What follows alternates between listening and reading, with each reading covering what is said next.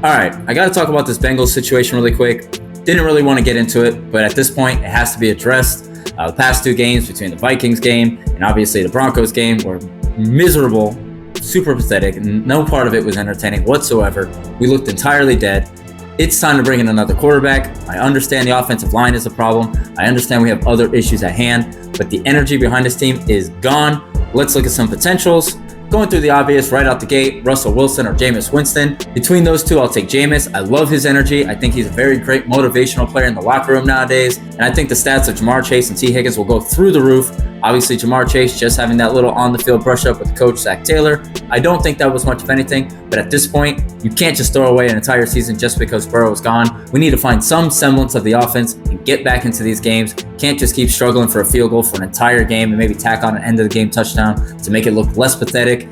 Both those games against the Vikings and the Broncos were pretty much over after 5 minutes. That's enough. We played Detroit this weekend. Don't even want to know what that's going to look like.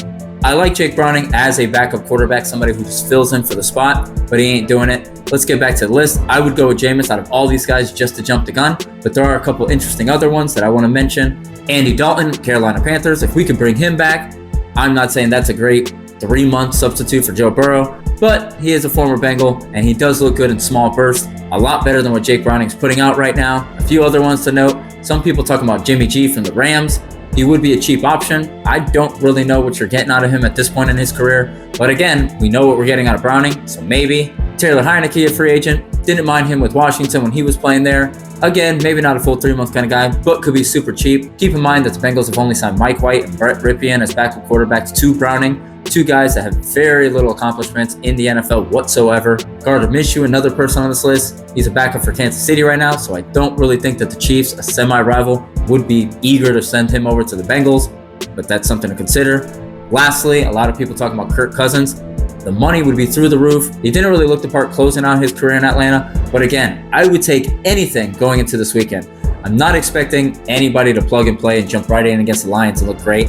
I know they would need a week or so to get into the groove of the offense. And I know Zach Taylor is all in on Jake Browning, whatever, but we can't just give up already. You brought in Hendrickson back on that 1-year deal after all that headache just to have this going on.